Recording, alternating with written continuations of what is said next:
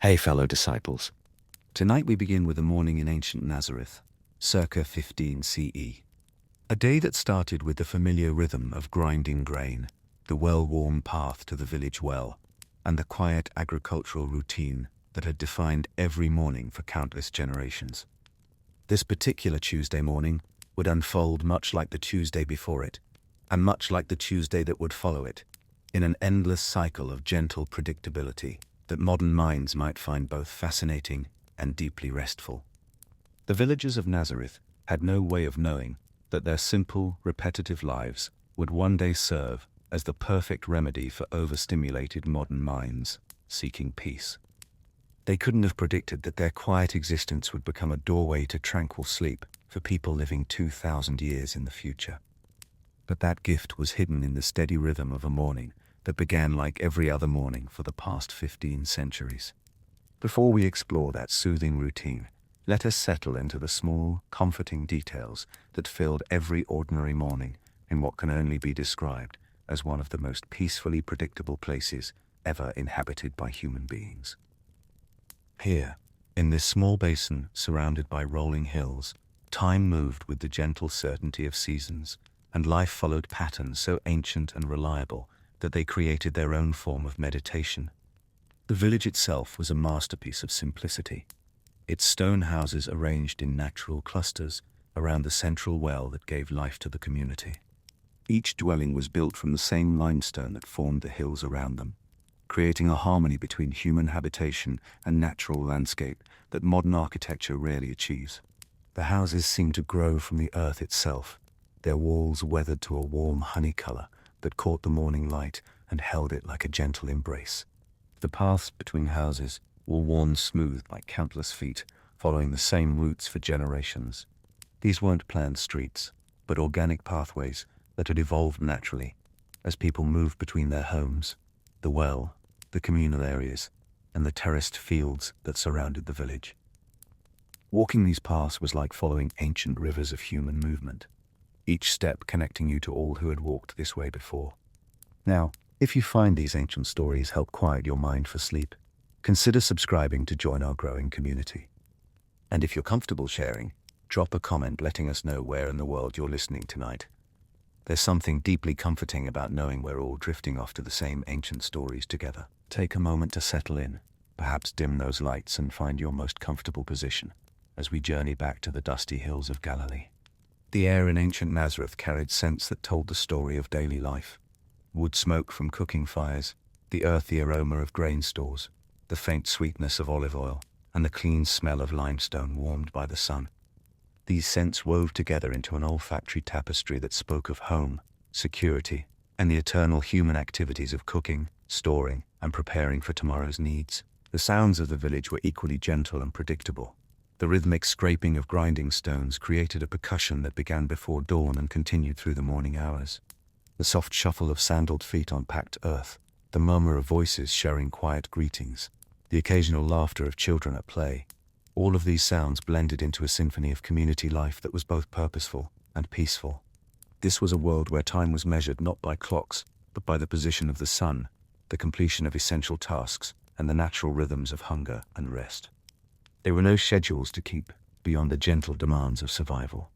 No appointments to rush toward, no artificial deadlines to create anxiety. Time flowed like honey, thick and golden and sweet, allowing each moment to be fully experienced before the next one arrived. The people of Nazareth moved through their days with the unhurried grace of those who understood that life was not a race to be won, but a rhythm to be maintained. They had learned, through generations of practice, that the secret to contentment lay not in achieving more, but in appreciating what was already present. Their lives were rich in the ways that matter most: meaningful work, genuine community, and harmony with the natural world. As we prepare to enter this world of gentle certainty, let us remember that we are not just observing ancient life, but discovering timeless wisdom about the sources of human peace. In the simple rhythms of Nazareth, we find remedies for modern restlessness, answers to contemporary anxiety, and pathways to the deep rest that our souls crave. The dawn of simplicity. Why waking at sunrise created a life of gentle rhythm. You've just opened your eyes in ancient Nazareth, And immediately, you're embraced by the first of many simple certainties that will define your existence here. There is no alarm clock to jar you awake, no urgent notifications demanding attention, no artificial light that has confused your body's natural rhythms. There is only the sun, rising at the same reliable time it has risen every day since the beginning of time, gently calling you to begin another day of familiar, unhurried routine. The awakening in ancient Nazareth is a gradual process, as natural as the sunrise itself. Your body has learned to respond to the subtle changes in light that filter through the gaps in your stone walls, the gentle warming of the air, and the soft sounds of your community beginning to stir. This isn't the jarring transition from unconsciousness to full alertness that characterizes modern mornings, but a gentle emergence from sleep that honors the natural rhythms of human consciousness. Your sleeping place, woven from reeds and straw, has molded itself to your body over months of use. It's not luxurious by any measure, but it's yours, and it carries the comforting scent of dried grass and the warmth of countless peaceful nights. The straw pokes through the rough fabric in places, creating a texture so familiar you've stopped noticing it, like an old friend whose quirks have become endearing rather than annoying. The mat beneath you tells the story of your life, through its warm patterns and familiar indentations. Here is where your hip rests each night. There is where your shoulder has created a gentle depression. This isn't just a sleeping surface, but a map of your nightly rest, a physical record of the peace you've found in this simple place. The reeds that form its foundation were gathered from the seasonal streams that flow through the region, cut and dried and woven by hands that understood the value of patient craftsmanship. The room around you is small enough that you can touch both walls while lying down, creating an intimate space that feels protective rather than confining. This isn't the cramped feeling of modern small spaces, but the cozy embrace of a shelter that has been designed for human comfort rather than impressive display. The low ceiling encourages a natural posture of humility and introspection, creating an environment that naturally turns the mind inward toward reflection and gratitude. Light filters in through carefully placed gaps in the stone walls, not because glass is unavailable, but because these openings serve multiple purposes that glass cannot.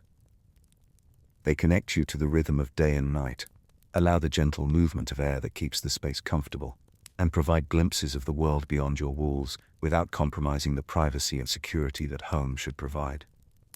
These openings are positioned to catch the morning light while avoiding the harsh glare of midday sun, creating a natural lighting system that changes throughout the day. You sit up slowly, and your body reminds you of yesterday's honest work with a collection of familiar aches that speak of a life lived in harmony with physical labor. Every joint tells a story of useful activity, the satisfying tiredness that comes from meaningful work rather than the restless fatigue of modern stress. Your shoulders remember the weight of water jars. Your hands recall the texture of grain and dough. Your back acknowledges the hours spent bent over essential tasks. This physical awareness isn't discomfort in the modern sense, but rather a pleasant consciousness of your body's capabilities and contributions. These aches are like medals earned through service, reminders that your physical form has been well used in the service of life itself. Your neck releases tension with a soft sound that would concern a contemporary doctor, but here in ancient Nazareth, it's simply your body's way of greeting another day, like a cat stretching in the morning sun. The air in your room carries the mingled sense of your community awakening. Wood smoke from cooking fires beginning to kindle, the earthy aroma of grain stores being opened for the day's bread making, and the warm smell of limestone that has absorbed yesterday's heat and is now releasing it gently into the cool morning air. These scents have become so familiar that they feel like home itself, creating an olfactory embrace that grounds you in this moment, this place, this simple life. Each scent tells a story of community life beginning anew. The wood smoke speaks of neighbors who have risen early to prepare their family's morning meals. The grain aroma reminds you of the abundance stored against future need, and a limestone scent connects you to the very earth from which your home was built. Together, these fragrances create a sensory symphony that announces the beginning of another day in the eternal rhythm of village life. Outside your small window opening, you can hear the gentle sounds of your neighbors beginning their own morning rituals. The rhythmic scraping of grinding stones against grain creates a percussion that's both purposeful and meditative, like a community-wide drumbeat that calls everyone to the day's essential work. The soft shuffle of feet on packed earth speaks of people moving with intention, but without haste, following pathways worn smooth by generations of morning journeys. The low murmur of voices sharing quiet greetings drifts through the morning air, creating a backdrop of human connection that reminds you that you're part of something larger than yourself. These aren't the hurried exchanges of modern life, but the gentle acknowledgements of people who have time to see each other, to notice how their neighbors are feeling, to share the small observations that bind communities together. Children's voices add a lighter note to the morning symphony, their laughter and chatter bringing energy and hope to the day's beginning. These young voices remind you that life continues, that the rhythms you're participating in have sustained generations before you and will continue long after you're gone. There's comfort in this continuity, this sense of being part of an eternal human story that transcends individual lives. You stand slowly, feeling your knees remind you that yesterday's work was real and meaningful. The discomfort isn't sharp or alarming. It's the gentle protest of a body that has been well used in service of life itself. This is the honest tiredness of someone whose work has clear purpose and visible results, whose efforts directly contribute to survival and community well-being. Your joints speak of kneeling to tend gardens, bending to gather grain, walking the paths that connect your home to the sources of life. The sensation of standing after a night's rest is like a daily rebirth, a gentle transition from the horizontal world of sleep and dreams to the vertical world of activity and purpose. Your body remembers its strength and capability. Your muscles recall their training. Your bones settle into their familiar alignment for another day of useful work. This isn't the reluctant emergence from bed that characterizes modern mornings, but a natural and welcome return to the activities that give life meaning. The first task of your day is as familiar as breathing, checking your family's grain supply in a large clay jar that holds your wealth in its most essential form. This isn't just an inventory check, but a daily ritual of gratitude and planning, a moment to appreciate the abundance that has been stored against future need, and to consider how best to use today's portion. The grain jar sits in the corner of your main room, like a silent guardian, its clay surface smooth from years of handling, its contents representing security and sustenance for your family. This jar was made by local hands from local clay, shaped and fired using techniques passed down through generations of potters who understood that some objects must be both beautiful and functional. The jar's form follows its function perfectly, wide enough for easy access, narrow enough to preserve freshness, tall enough to hold substantial quantities. You approach the jar with the reverence due to something precious, lifting its heavy lid to reveal the golden treasure within. Barley, mostly, with perhaps some wheat if the previous harvest was particularly generous. The grain flows through your fingers like liquid gold, each kernel representing the successful completion of the agricultural cycle that sustains your community. This grain is more than food. It's security, hope, and the continuation of life itself. The texture of the grain tells stories of the season just past, the quality of the soil, the adequacy of the rainfall, the success of the community's collective agricultural efforts. You can read in these kernels the story of months of careful tending, from the spring planting through the summer growing season to the autumn harvest that filled this jar. Each handful represents countless hours of human labor, the cooperation of weather and earth, and the ancient partnership between humanity and the natural world. This checking ritual takes only a moment, but it connects you to the eternal cycle of provision and gratitude that has sustained human communities since the beginning of agriculture. You run the grain through your fingers, feeling its weight and texture, estimating how much will be needed for today's bread and how much remains for tomorrow's security. This isn't anxious calculation, but peaceful planning, the kind of gentle foresight that comes from living in harmony with natural rhythms. The grain will need to be ground into flour, a process that will occupy the next several hours in a rhythm so steady and meditative that your mind will naturally settle into a peaceful state. This isn't the frantic multitasking of modern life, but the deep focus that comes from engaging fully with a single essential task. The grinding will become a form of moving meditation, your hands busy with meaningful work, while your mind finds the peace that comes from purposeful activity. But first, you need water, which means a journey to the village well.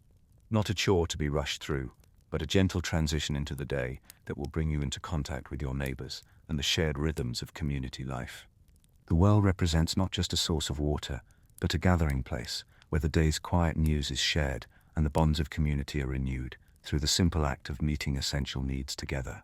The water jar that will accompany you on this journey sits beside your door like a faithful companion, its clay surface bearing the patina of countless trips to the well and back. This jar has become an extension of your body, its weight and balance as familiar as your own limbs. The handle has been worn smooth by your grip, the rim shaped by careful pouring, the entire vessel seasoned by years of service to your family's most basic need.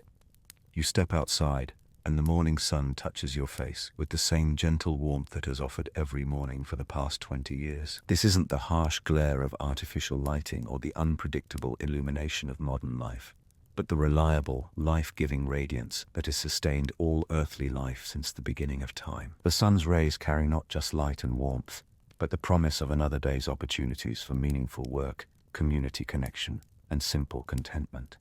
There are few surprises in ancient Nazareth, and this predictability brings its own form of peace. The sun rises in the east with mathematical precision, follows its ancient arc across the sky, and sets in the west with the same reliability that has marked human time since consciousness began. This celestial clockwork provides a framework for life that's both dependable and inspiring, reminding you daily of your place in the larger cosmic order. The air outside your home carries the fresh coolness of morning, scented with the herbs that grow wild among the rocks, and the faint sweetness of olive trees that dot the landscape. This isn't the processed air of modern environments, but the living breath of the earth itself, carrying messages from the natural world that your body understands instinctively. Each breath connects you to the larger ecosystem of which you're a part, reminding you that human life is woven into the fabric of the natural world. The path to the well is worn smooth by thousands of feet, making this same journey twice daily for countless years. You know every stone, every slight rise and dip in the earth, every place where the path curves around a natural obstacle or follows the easiest route through the terrain. This familiarity allows your mind to wander freely while your feet follow the ancient route, creating a walking meditation that connects you to all the generations who have walked this same path for the same essential purpose. The path itself tells the story of your community's relationship with the landscape. It follows the natural contours of the land, avoiding steep grades and rocky areas, seeking the easiest passage between your home and the life-giving well. This isn't engineered infrastructure, but organic development, the kind of pathway that emerges naturally when people move regularly between essential destinations. The path has been shaped by weather and use, worn smooth by countless journeys, marked by the accumulated wisdom of generations who understood how to move efficiently through their environment. As you walk, you pass the homes of your neighbors, each one as familiar as your own. These aren't just buildings, but repositories of human stories, places where families have lived and loved and worked for generations. You know the rhythms of each household, the particular challenges and blessings that characterize each family's life, the ways in which each dwelling reflects the personalities and needs of its inhabitants. The houses themselves are marvels of practical design, built to provide shelter and comfort using only local materials and traditional techniques. The thick stone walls provide insulation against both heat and cold. The small windows offer light while maintaining privacy, and the flat roofs serve as additional living space during pleasant weather. These homes weren't designed by architects but evolved through generations of practical experience, each feature tested by time and refined through use. And then, just as you're settling into the peaceful rhythm of your morning walk, something gently delightful happens. Your neighbor's rooster crows with a slightly different tone than usual. Not dramatically different, but enough to catch your attention and bring a small smile to your face. This tiny variation in the morning's soundtrack becomes a small gift, a reminder that even in the most predictable life, there are moments of gentle surprise that can bring unexpected pleasure. The rooster's call isn't just noise, but communication, a declaration of territory and vitality that has marked the beginning of days for as long as humans have kept chickens. This particular variation in tone might indicate the bird's health, its mood, or simply the natural variation that makes each day slightly different from the last. In a world where entertainment is scarce and surprises are rare, such small variations become treasures to be noticed and appreciated. This is your life now, not a prison of routine, but a gentle rhythm that provides security, purpose, and the deep satisfaction that comes from living in harmony with natural cycles and community needs. Every morning brings the same essential tasks, but also the possibility of small pleasures, a particularly beautiful sunrise, a friendly greeting from a neighbor, the satisfaction of work that directly contributes to your family's well-being. The predictability that might seem limiting to modern minds actually creates a framework for peace and contentment. When the basic structure of life is secure and reliable, the mind is free to appreciate subtle variations and small beauties that might be overlooked in a more chaotic environment. The gentle certainty of ancient Nazareth creates space for gratitude, attention, and the kind of deep satisfaction that comes from living in harmony with essential rhythms. You are living in a world where the most exciting discovery might be a smooth stone of unusual color in your lentils, and there's something deeply restful about a life where such small things can bring genuine pleasure. In our modern world of constant stimulation and endless choices, there's profound peace to be found in the gentle certainty of ancient Nazareth, where each day brings its own small gifts, and every task has clear purpose and visible results. The morning light grows stronger as you continue your journey to the well, illuminating the familiar landscape with the golden radiance that has inspired wonder and gratitude for millennia. The hills around your village catch and hold this light, their limestone surfaces glowing with warmth and beauty that no artificial illumination can match. This is light as it was meant to be experienced, natural, life-giving, and perfectly suited to human needs and rhythms. As you approach the well, you can see other members of your community beginning their own morning journeys, each person following their own familiar path toward the same essential destination. There's something deeply comforting about this convergence of individual routines into shared purpose. This daily reminder that you're part of a community where everyone's needs are similar and everyone's efforts contribute to the common good. The sight of your neighbors beginning their day fills you with a sense of belonging and security that modern life rarely provides. These are people who know your story, who share your challenges, who understand the rhythms that govern your life, because they live by the same rhythms themselves. This isn't the superficial connection of modern social networks, but the deep bonds that form when people share essential experiences over long periods of time. Your morning walk to the well becomes more than just a journey to collect water. It's a daily pilgrimage that connects you to your community, your landscape, and the eternal human activities that sustain life itself. Each step reminds you of your place in the larger story of human survival and flourishing, your role in the ancient partnership between humanity and the natural world that provides for all our needs. The meditative art of grain, how 4 hours of grinding created deep tranquility. You've collected your water from the village well, exchanged gentle morning greetings with neighbors whose faces have become as familiar as family, and now you settle into the most meditative part of your day, the ancient art of grinding grain. For the next 4 hours, you'll engage in a practice so rhythmic and focused that it naturally quiets the mind and creates a state of peaceful absorption that modern meditation practitioners spend years trying to achieve. Your grinding stone is a family treasure, passed down through generations of women who found solace in this daily ritual. It's not just a tool, but a sacred object, worn smooth by countless hands, seasoned by years of faithful service, and imbued with the accumulated wisdom of all who used it before you. The stone itself was chosen carefully from the local quarries, selected for its perfect balance of hardness and texture, its ability to crush grain without creating harmful dust or bitter flavors. The grinding stone consists of 2 parts, a large flat base stone called the quern, and a smaller upper stone called the hand stone. The quern sits solidly on the ground, its surface slightly concave from years of use, creating a natural basin that holds the grain while it's being processed. The hand stone fits perfectly in your hands, its weight and balance refined through generations of use, its surface textured just enough to grip the grain without tearing your palms. The relationship between these 2 stones is like a marriage.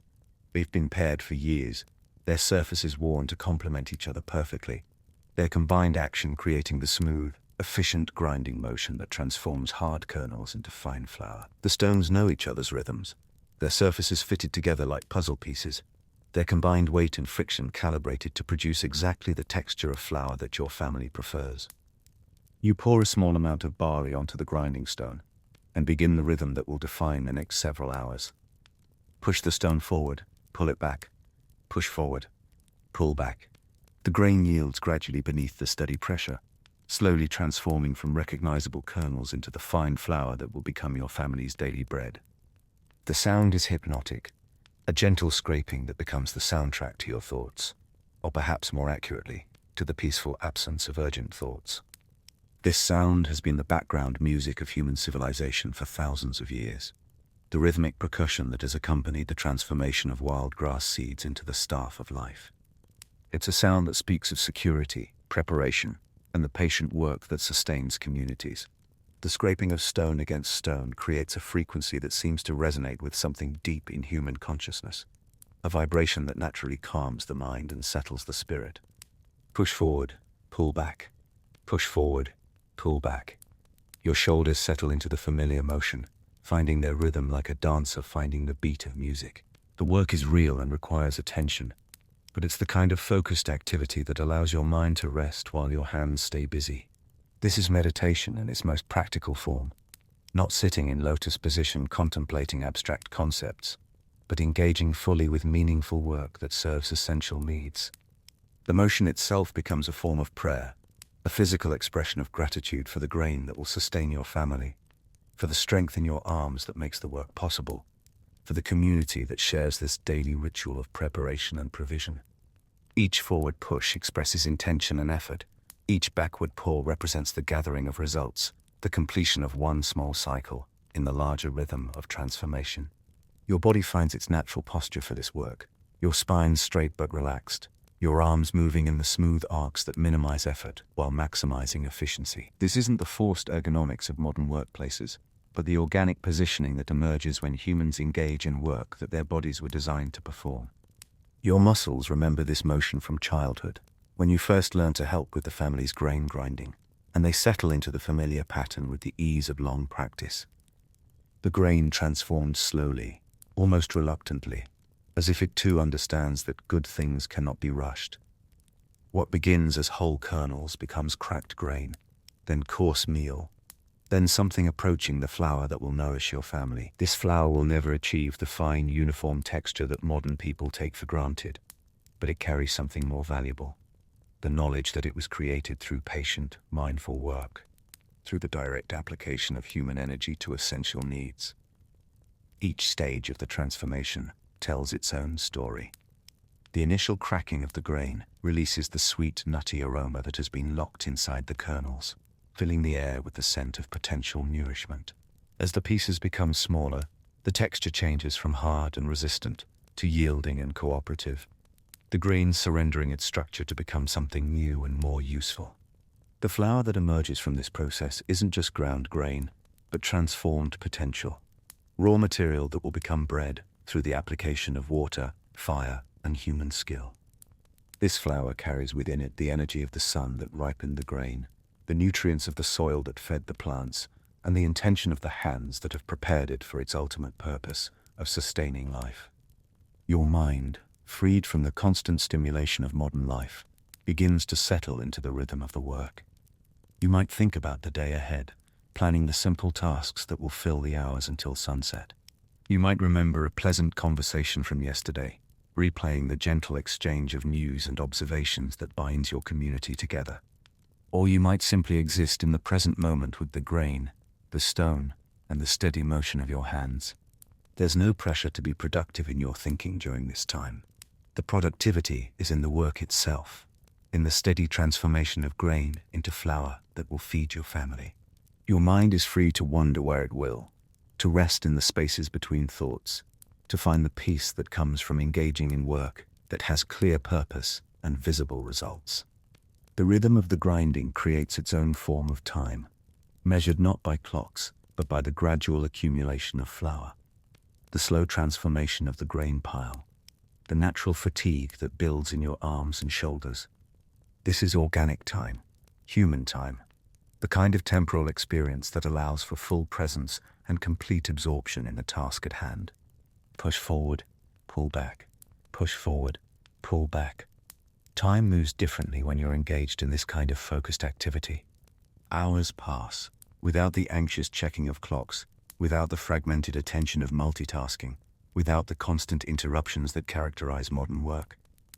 There's just this moment, this grain, this ancient practice that connects you to countless generations of women who found peace in the same simple rhythm. The work creates its own meditation hall, a sacred space defined not by walls, but by attention, not by silence, but by the gentle sound of stone against stone. not by stillness, but by the rhythmic motion that quiets the mind while engaging the body. This is active meditation, the kind of spiritual practice that emerges naturally from meaningful work performed with full attention. Occasionally, something small and pleasant interrupts the meditation. Today, you discover a grain of wheat mixed in with your barley, a tiny treasure that speaks of abundance and variety within simplicity. You examine it briefly, appreciating its different texture and color, its slightly larger size and different shape. This small discovery becomes a moment of gratitude, a reminder that even the most routine tasks can hold gentle surprises for those who pay attention. The wheat grain tells its own story of the previous harvest, when the community's wheat field produced enough surplus that a few kernels found their way into the barley stores. It speaks of abundance beyond mere survival, of the small luxuries that make life pleasant, even in the simplest circumstances. You incorporate this special grain into your flour with a sense of celebration, knowing that it will add its own subtle flavor to today's bread. Your neighbor, grinding her own grain at her own stone nearby, catches your eye and shares a peaceful smile. She's been performing the same practice for 30 years, and in her face you can see the calm that comes from a life lived in rhythm with essential tasks. Her movements are smooth and efficient, her posture relaxed and natural, her expression serene with the contentment that comes from work that serves clear purpose. There's no need for conversation during this shared work. The activity itself creates its own form of communion, a silent understanding between women who share the same daily rhythms, the same essential concerns, the same deep satisfaction that comes from providing for their families through their own skilled labor. The parallel grinding creates a gentle percussion, two stones working in harmony to transform grain into sustenance. The sun climbs higher, marking the passage of time in a world where schedules are determined by natural rhythms rather than artificial deadlines. You've been grinding for 2 hours now, and you're halfway through the grain you need to process today. Your arms have found their strength, your back has settled into its natural curve, and your mind has entered that peaceful state that comes from complete absorption in meaningful work.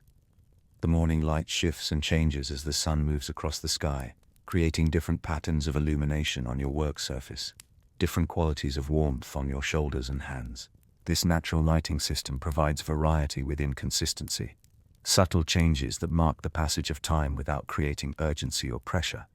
The light itself becomes part of the meditation, a gentle reminder of your place in the larger cosmic rhythms. The flour accumulates gradually beside your grinding stone, a tangible representation of your morning's meditation. It's not much to show for 2 hours of work by modern standards of productivity, but it represents something more valuable than efficiency. It represents the deep satisfaction that comes from creating something essential with your own hands, at your own pace, in your own time. Each handful of flour tells the story of the work that created it. The patient grinding, the steady rhythm, the focused attention that transformed hard kernels into fine powder.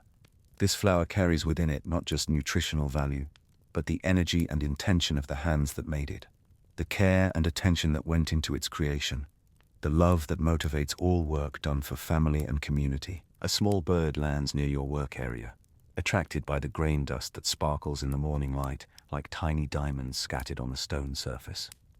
You watch it for a moment, appreciating its quick movements and bright eyes, its fearless approach to your workspace, its efficient gathering of the small particles that represent abundance to a creature whose needs are simple and immediate. The bird's presence adds another layer to the morning's gentle rhythm, a reminder that you're part of a larger web of life, where all creatures seek their daily bread, where the work of human hands creates opportunities for other forms of life to flourish. The grain dust that feeds this small visitor is a gift that emerges naturally from your work, a form of sharing that requires no conscious effort, but happens as a natural consequence of abundance. The bird flies away after gathering what it needs, leaving behind only the memory of its brief visit, and the reminder that your work serves purposes beyond your immediate family's needs. In a world where all life is interconnected, even the simple act of grinding grain creates ripples of benefit that extend far beyond the immediate task. Push forward, pull back, push forward, pull back. You're 3 hours into the work now, and the end is approaching with the same gentle inevitability as sunset. The pile of flour has grown to generous proportions, and your arms have moved beyond effort into a state of flowing movement that feels almost effortless, like water finding its natural course down a hillside.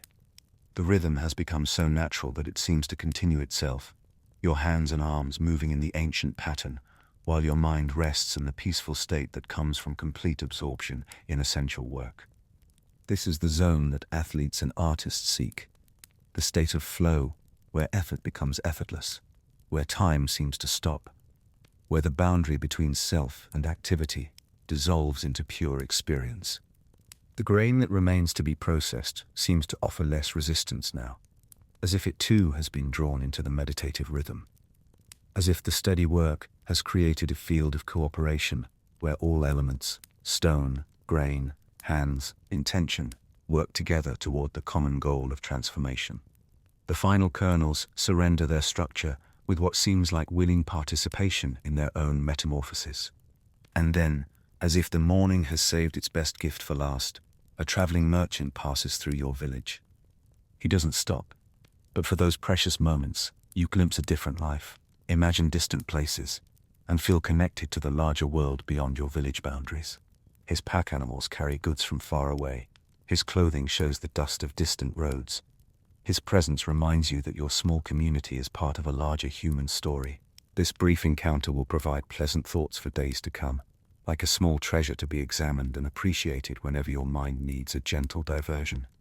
You'll wonder about the places he's seen, the people he's met, the stories he could tell if he had time to stop and share them. His passage through your village becomes a gift of imagination, window into possibilities beyond your immediate experience. The final portion of grain surrenders to your patient persistence, completing the transformation from kernel to flower. You sit back on your heels, surveying your morning's work with the quiet satisfaction that comes from completing an essential task with care and attention. Your grinding stone sits ready for tomorrow's session, its surface clean and prepared, its faithful service acknowledged with the respect due to a trusted tool. The flour waits to be transformed into bread, another link in the eternal chain of nourishment and care that connects the earth's gifts to human sustenance. This flour represents more than food. It represents security, preparation, and a loving labor that transforms raw materials into the sustenance that makes life possible. It carries within it the energy of your morning's work, the intention of your care, and the promise of nourishment for those you love. You gather the flour carefully, appreciating its texture and color, its weight and substance. This isn't the uniform, processed flour of modern bakeries, but something more honest and authentic. Flour that retains the character of the grain from which it came.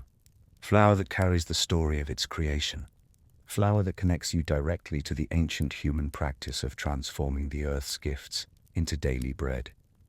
The morning's grinding session comes to an end, but its effects linger in your body and mind.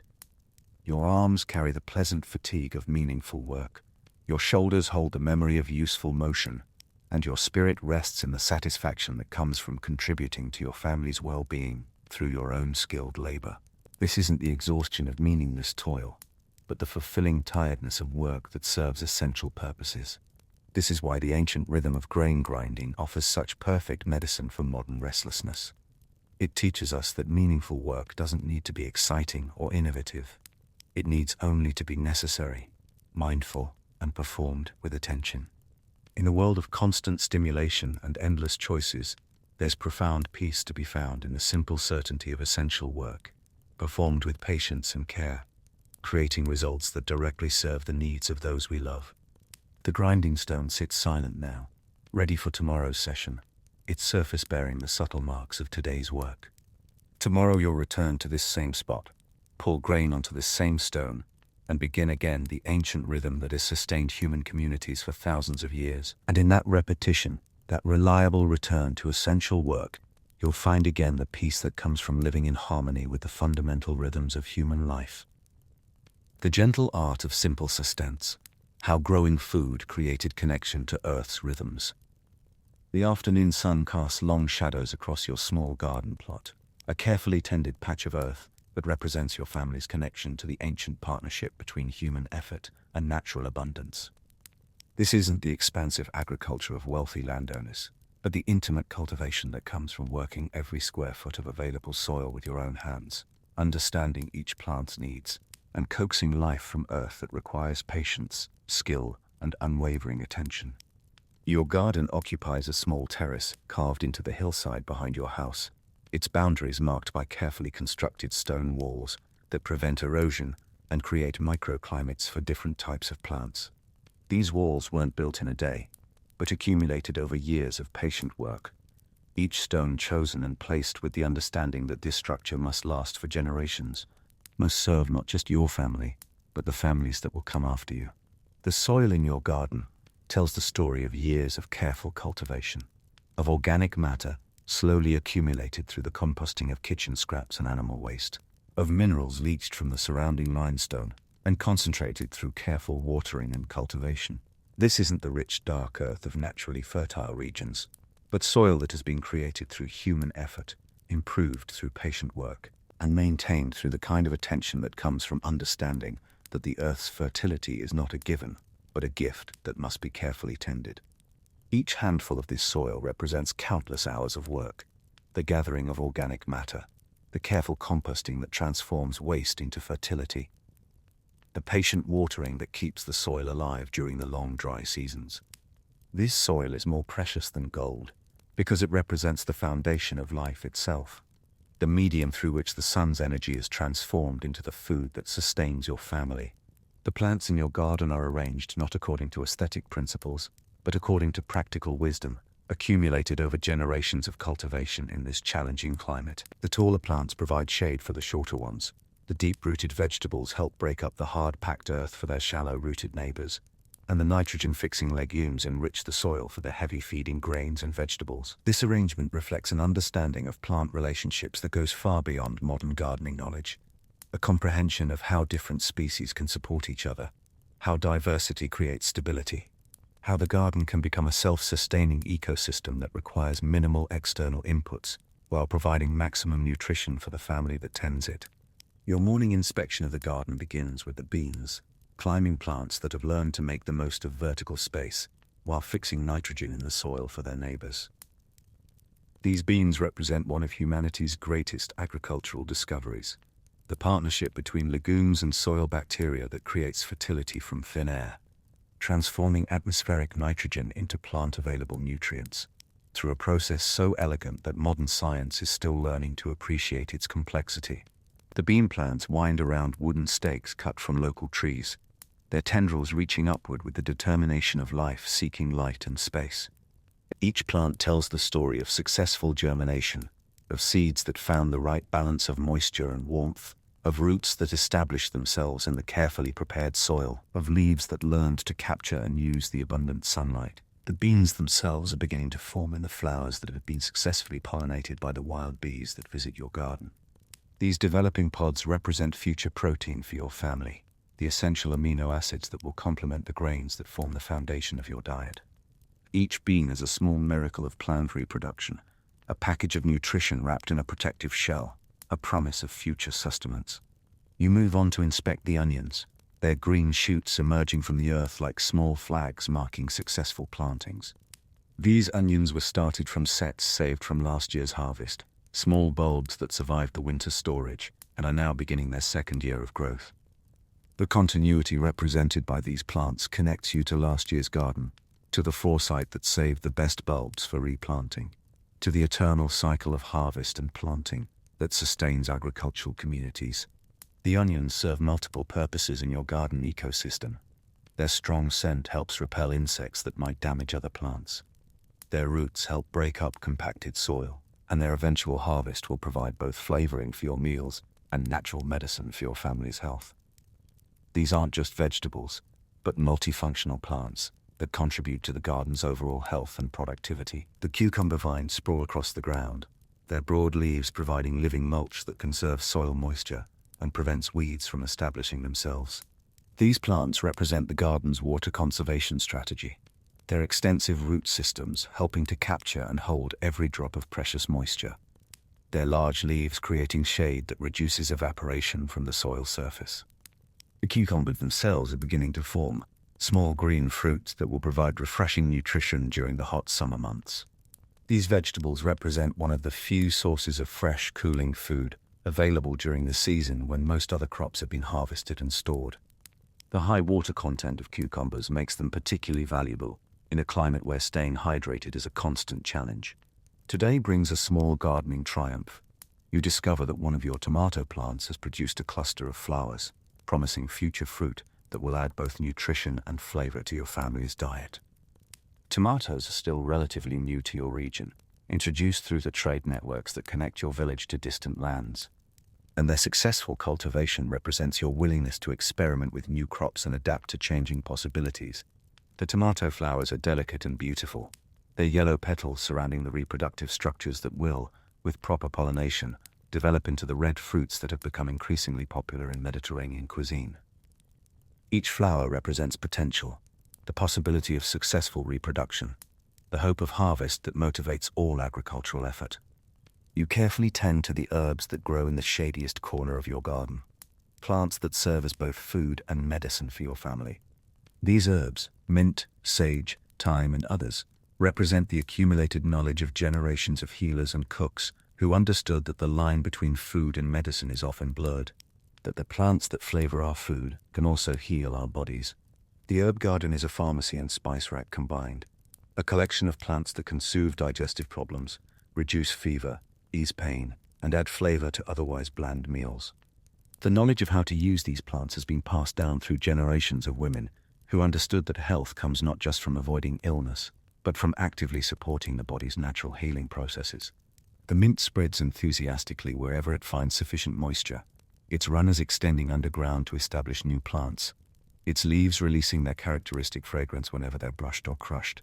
This plant represents abundance within scarcity, the ability of some species to thrive even in challenging conditions, the generous nature of plants that give freely of their healing properties. Your inspection reveals the ongoing battle between cultivation and wild nature that characterizes all gardening in this region. Weeds have appeared overnight, their seeds carried by wind or birds, their roots seeking the same water and nutrients that your carefully planted vegetables need. These aren't enemies but competitors, wild plants that are simply trying to survive in the same space that you've claimed for cultivation. The weeding that follows is both physical work and meditation, a time for close observation of your plant's health and progress, for careful discrimination between wanted and unwanted growth, for the kind of detailed attention that allows you to notice small problems before they become large ones. Each weed removed represents a victory for cultivation over wildness, for human intention over natural randomness. But the weeding also teaches humility, reminding you that your control over the garden is limited, that nature has its own agenda that doesn't always align with human plans, that successful gardening requires cooperation with natural forces rather than domination over them. The reeds that return each day remind you that this partnership between human and nature requires constant attention and renewal. The watering of your garden is performed with the reverence due to a sacred ritual, each drop of precious water carefully directed to where it will do the most good. You carry water from your household supply in small containers, pouring it slowly around the base of each plant, watching as the dry earth drinks deeply and the plants respond with visible gratitude. This watering isn't the casual spraying of modern irrigation, but the careful application of a precious resource, each plant receiving exactly what it needs, no water wasted on paths or empty spaces. The sound of water soaking into dry earth is like music, the gentle gurgle and splash that speaks of life being sustained, of the ancient partnership between water and earth that makes all life possible. The plants respond to watering with visible relief, their leaves perking up, their stems straightening, their overall appearance improving as the life-giving moisture reaches their roots. This immediate response reminds you of water's essential role in all life, of the delicate balance that must be maintained between too little and too much, of the skill required to provide exactly what each plant needs. As you work in your garden, you become aware of the larger ecosystem of which it's a part. Bees visit your flowering plants, carrying pollen from one blossom to another, ensuring the reproduction that will create next year's seeds. Birds hunt for insects among your vegetables, providing natural pest control while finding their own sustenance. Small lizards bask on the warm stones of your garden walls, adding their own form of life to the complex web of relationships that makes the garden possible. This awareness of interconnection extends beyond the garden's boundaries to include the wild plants that grow on the hillsides around your village, the seasonal patterns of rainfall and drought that determine your garden's success, the larger cycles of weather and climate that influence everything from soil temperature to pest populations. Your small garden is part of a vast natural system that extends far beyond what you can see or control. The work in your garden provides a different kind of satisfaction than the indoor tasks that fill much of your day. Here, under the open sky, with your hands in the earth and the sun on your shoulders, you feel connected to the fundamental processes that sustain life. This isn't the abstract work of modern life, but the concrete activity of growing food, of participating directly in the transformation of sunlight and soil into sustenance. The physical demands of garden work, bending, lifting, carrying, digging, provide the kind of exercise that serves practical purposes while strengthening your body. This isn't exercise for its own sake, but movement that accomplishes essential goals while maintaining physical fitness. Your body learns to move efficiently, to conserve energy while accomplishing necessary tasks, to find strength and endurance through useful activity. The garden also provides a classroom for understanding natural processes, for learning about plant biology, soil chemistry, weather patterns, and the complex relationships that govern all life on Earth. This education comes not from books but from direct observation, from trial and error, from the accumulated wisdom of generations who learn to work with natural forces rather than against them. As the afternoon progresses, you complete your garden tasks with the satisfaction that comes from work that directly contributes to your family's well-being. The weeds have been removed, the plants have been watered, the developing fruits and vegetables have been inspected and found to be progressing well. Tomorrow will bring new challenges and new opportunities, but today's work has been completed with care and attention. The garden represents hope for the future, the faith that seeds planted today will become food tomorrow, that careful tending will be rewarded with harvest, that the partnership between human effort and natural abundance will continue to sustain your family through another season. This hope isn't naive optimism, but realistic confidence based on generations of successful cultivation, on the proven ability of human skill to work with natural forces to create abundance from scarcity. As you gather your tools and prepare to return to the house, you carry with you the peace that comes from time spent in direct contact with the earth, from work that serves essential purposes, from participation in the ancient human activity of growing food. Your hands bear the honest dirt of useful work, your body carries the pleasant fatigue of meaningful activity, and your spirit rests in the satisfaction of having contributed to the eternal cycle of cultivation and harvest that sustains all human life.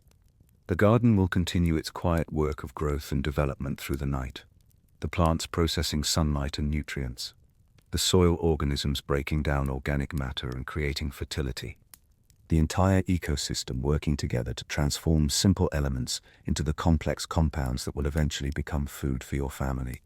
This work continues without human intervention, a reminder that cultivation is a partnership in which humans provide guidance and care, while nature provides the fundamental processes that make life possible. Tomorrow you'll return to this same garden, to continue the same essential work, to participate again in the ancient partnership between human intention and natural abundance. And in that return, that reliable renewal of essential activity, you'll find again the peace that comes from living in harmony with the rhythms that sustain all life on Earth. The theater of simple pleasures, how the absence of entertainment created space for wonder. The afternoon sun begins its gentle descent toward the horizon, casting longer shadows across the stone walls of your house as you settle into what modern people might call leisure time, though in ancient Nazareth, the distinction between work and rest is less about scheduled entertainment and more about the natural rhythm of completing essential tasks and allowing the mind to rest in the simple pleasure of being alive in this moment, in this place, surrounded by the quiet beauty of a life lived in harmony with natural rhythms. You sit on a small wooden stool in the main room of your house, a piece of furniture that was carved by local hands from local wood, shaped to provide comfort while requiring minimal materials, designed to last for generations, while serving the simple purpose of giving you a place to rest, while your hands work at small tasks, or your mind settles into the peaceful state that comes from having completed the day's essential work. The room around you tells the story of a life lived with intention and care, every object serving a clear purpose, every surface bearing the patina of use and attention. There's your grinding stone, silent now but ready for tomorrow's meditation of grain transformation. There's your water storage jar, half empty and waiting for the next peaceful journey to the well. There's your sleeping mat, rolled up in the corner, offering the promise of rest as the natural conclusion of a day lived with purpose. The walls of your room are bare stone, undecorated in the modern sense, but beautiful in their simplicity and honesty. These walls weren't built to impress visitors, but to provide shelter and security, to create a space where family life can unfold safely and comfortably. The stone itself tells stories, of the quarry where it was cut, of the hands that shaped and placed it, of the countless days and nights it has witnessed, of the lives it has sheltered and protected. The pattern of cracks in the stone walls has become as familiar as the faces of your family members, a natural artwork created by time and weather, by the settling of the structure and the expansion and contraction that comes with changing temperatures. These cracks aren't flaws but features, evidence of the building's adaptation to its environment, proof of its resilience and endurance. You have no books, because books in any meaningful sense don't exist in your world. But this absence of written entertainment has created space for other forms of mental activity. Memory, imagination, observation, and the kind of deep thinking that emerges when the mind isn't constantly fed external stimulation. Your entertainment comes from within, from the rich inner life that develops when consciousness isn't constantly distracted by artificial diversions. The stories that entertain your family are carried in memory, passed down through generations of storytellers who understood that the human voice, the living presence of the narrator, adds dimensions to stories that written words cannot capture. These stories aren't just entertainment, but education, moral instruction, historical record, and cultural preservation, all woven together in narratives that serve multiple purposes while providing the pleasure of shared imagination. There are no games in your house in the modern sense, no manufactured toys designed purely for entertainment, but this doesn't mean that play is absent from your life. Your children create elaborate fantasies with sticks and stones, developing imagination and creativity that would seem remarkable to modern children accustomed to passive entertainment. A smooth stone becomes a ball, a stick becomes a sword, and imagination fills the vast spaces left by the absence of commercial toys. The games that your children play aren't just entertainment but education, teaching them the skills they'll need as adults: cooperation, problem-solving, physical coordination, and the ability to create meaning and pleasure from simple materials. Their play prepares them for a life where satisfaction comes from internal resources rather than external stimulation, where happiness depends on imagination and community rather than consumption and individual gratification. You consider your options for the afternoon, and while the list might seem limited to modern eyes, each possibility offers its own form of satisfaction and meaning. You could repair the small tear in your tunic, a task that will occupy perhaps 30 minutes and result in a garment that's more functional and will last longer. This isn't just mending, but an act of stewardship, of caring for the things that serve your family's needs. The mending process becomes its own form of meditation, your hands working with needle and thread, while your mind rests in the simple pleasure of making something better, of extending the useful life of a garment that represents hours of work in its creation. The stitches you make aren't just functional, but beautiful, evidence of skill and care, proof that even the most practical work can be performed with attention to beauty and craftsmanship. You could reorganize your few possessions, moving your clay pots from one corner of the room to another, creating the illusion of change in an environment where dramatic change is rare. But this reorganization isn't meaningless activity. It's an opportunity to appreciate what you have, to clean and care for your belongings, to create a sense of renewal and freshness in your living space.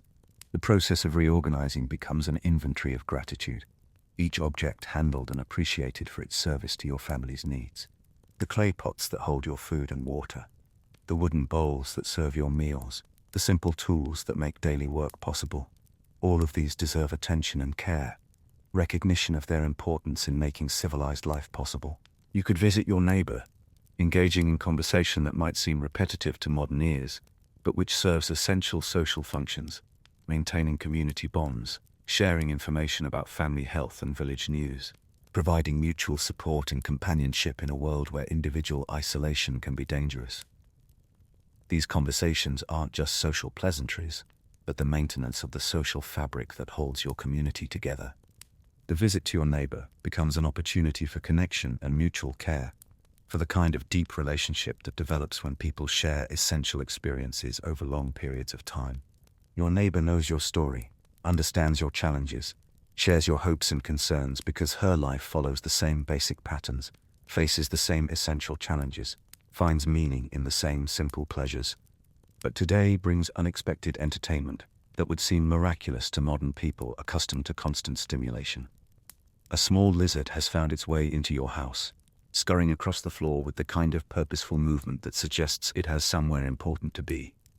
You watch this lizard with the intense focus that a modern person might reserve for a blockbuster movie, following its progress as it explores the corners of your room with the curiosity of a creature discovering new territory. The lizard's presence transforms your afternoon from routine to remarkable, providing live entertainment that's both unpredictable and fascinating. You observe its movements, its decision-making process, its apparent comfort in your living space. The lizard becomes a temporary houseguest, a small visitor whose presence adds variety and interest to your day. This lizard encounter will provide conversation material for the next several days, a story to share with family and neighbors, an event to remember and discuss. You'll describe its size and color, its behavior and apparent personality, its eventual departure through a crack in the wall. In a world where entertainment is scarce, a lizard sighting qualifies as a major event, worthy of detailed discussion and careful analysis. The lizard's visit reminds you that your house isn't separate from the natural world, but part of it, that the boundaries between indoor and outdoor, domestic and wild, are more fluid than modern people might imagine. The small creatures that share your living space aren't intruders, but neighbors, fellow inhabitants of an ecosystem that includes both human and non-human life. After the lizard disappears, you're left alone with your thoughts, which is a situation that would be challenging for modern people accustomed to constant external stimulation, but which represents a normal and even pleasant state for someone whose mind has learned to find entertainment in observation, memory, and imagination. Your thoughts don't need to be productive or goal-oriented. They can simply wander where they will, exploring memories, possibilities, and the simple pleasure of consciousness itself. Your mind, freed from the constant input of modern media, begins to focus on increasingly subtle details of your environment. You notice that one of the stones in your wall has a slightly different color than the others, a variation that speaks of its different origin, or the particular conditions under which it was formed. This observation becomes a small mystery to contemplate, a geological puzzle that provides mental stimulation without requiring any external resources. You spend several minutes examining this stone, wondering about its history, its journey to your wall, its role in the structure that shelters your family. This isn't obsessive behavior, but the natural curiosity that emerges when the mind has time and space to notice details that might be overlooked in a more stimulating environment. The stone becomes a teacher, offering lessons in geology, construction, and the patient work that creates lasting structures. You count the stones in your wall, a task that takes approximately 10 minutes and results in a number that you'll probably forget by tomorrow, but which provides a brief sense of accomplishment and order. You've quantified something, imposed a kind of mathematical understanding on your environment, engaged in what passes for scientific research in your world, the careful observation and enumeration of the physical world. The counting becomes its own form of meditation, a way of paying attention to the structure that shelters you, of appreciating the work that went into its construction, of understanding your living space in a new and more detailed way. Each stone represents human labor, careful selection, skilled placement, and the accumulated wisdom of builders who understood how to create lasting structures from local materials. The afternoon light shifts and changes as the sun moves across the sky, creating different patterns of illumination in your room, different qualities of warmth and shadow. You watch these changes with the attention that modern people might give to a movie, observing how the light moves across the walls, how it highlights different textures and colors, how it creates a constantly changing display of natural beauty. This light show isn't artificial entertainment, but the real drama of Earth's rotation, the daily performance that has marked time for all of human history. The changing light connects you to the cosmic rhythms that govern all life, reminds you of your place in the larger universe, provides a form of entertainment that's both beautiful and meaningful. You hear the sounds of your neighbors engaging in their own afternoon activities, which are similar to your afternoon activities, but which provide a sense of community and shared experience. The murmur of conversations, the sounds of children at play, the gentle percussion of daily work, all of these create a soundtrack of community life that's both comforting and entertaining. These sounds remind you that you're not alone, that your quiet afternoon is part of a larger pattern of village life, that your individual experience is woven into the fabric of community existence. The sounds of your neighbors become a form of company, a reminder of the social bonds that connect you to others who share your daily rhythms and essential concerns. A chicken wanders past your door, pecking at the ground in search of insects or seeds, providing another small drama for your afternoon entertainment. You watch this chicken with the kind of interest that modern people might reserve for wildlife documentaries, observing its feeding behavior, its apparent decision-making process, its interaction with the environment around your house. The chicken's presence adds another layer to the afternoon's gentle entertainment, a reminder that your domestic space is part of a larger ecosystem where different forms of life pursue their own goals and find their own sustenance. The chicken's search for food becomes a small lesson in persistence and attention, in the patient work that all creatures must perform to meet their basic needs. The chicken finds something edible, perhaps a small insect or a seed, and consumes it with the satisfaction of a creature whose simple needs have been met. This small success becomes a moment of vicarious pleasure, a reminder that satisfaction can be found in the simplest achievements, that happiness often comes from meeting basic needs rather than pursuing complex goals. As the afternoon progresses, you find entertainment in increasingly subtle phenomena, the way dust motes dance in the shaft of sunlight that enters through your window opening, the gentle sound of wind moving through the olive trees outside your house, the distant call of a bird whose species you recognize from years of listening to the natural soundtrack of your environment. These small observations become treasures to be appreciated and remembered, evidence that entertainment doesn't require artificial stimulation, but can be found in the careful attention to the natural world that surrounds us.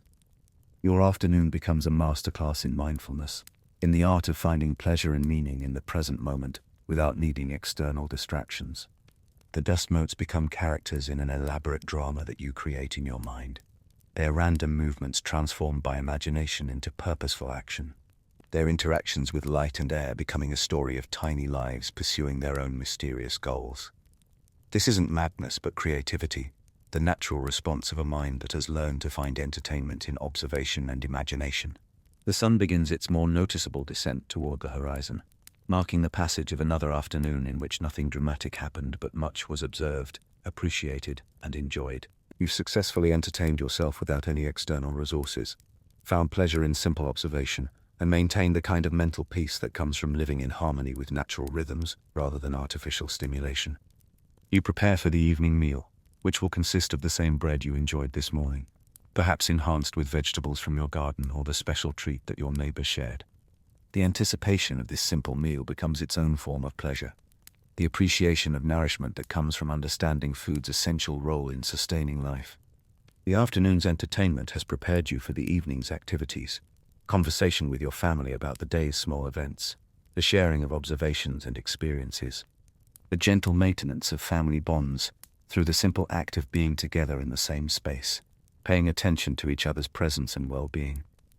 This is why the absence of artificial entertainment in ancient Nazareth offers such profound lessons for modern life.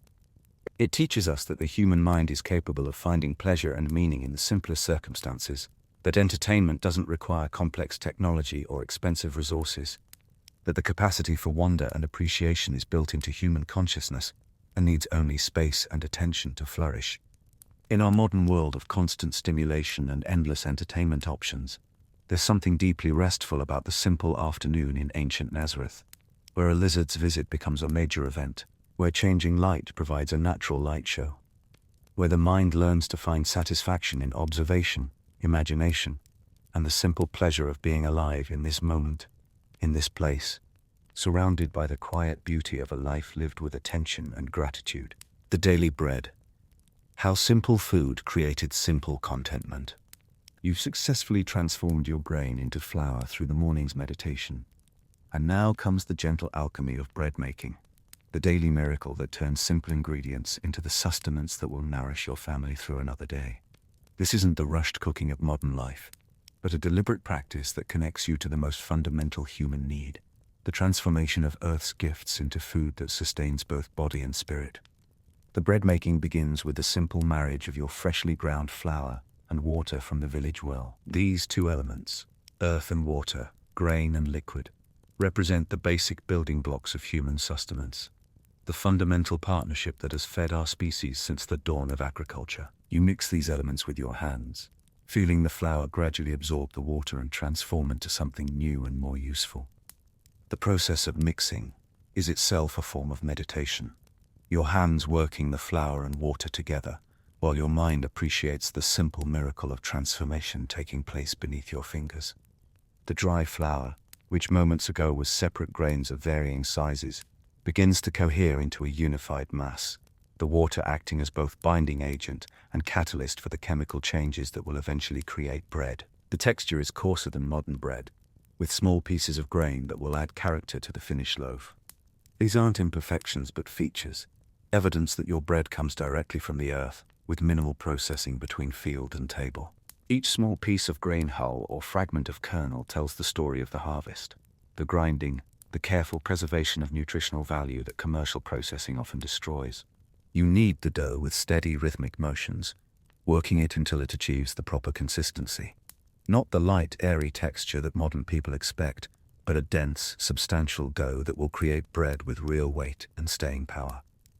This kneading becomes another form of meditation, your hands working while your mind rests in the simple pleasure of creating something essential for your family's survival. The kneading motion is ancient and universal, performed by countless hands in countless kitchens throughout human history. Your hands follow the same patterns that your mother's hands followed, and her mother's before her, in an unbroken chain of bread-making knowledge that stretches back to the very beginning of human civilization. Each fold and turn of the dough connects you to this vast community of bread makers, this sisterhood of women who have sustained their families through the daily practice of transforming grain into nourishment. The dough responds to your touch, becoming smoother and more elastic as the kneading continues.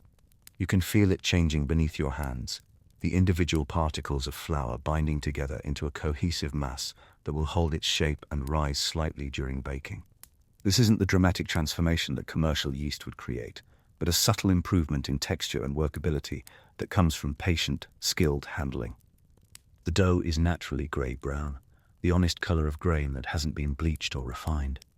This color speaks of wholeness, of nutrition preserved, of food that retains the full spectrum of nutrients that the original grain contained. Modern people might find this color unappealing, accustomed as they are to the artificial whiteness of processed flour, but to your eyes it represents health, authenticity, and the natural beauty of food in its unaltered state. There are bits of chaff scattered throughout the dough, small pieces of grain husk that survive the grinding process and will provide texture and nutrition in the finished bread.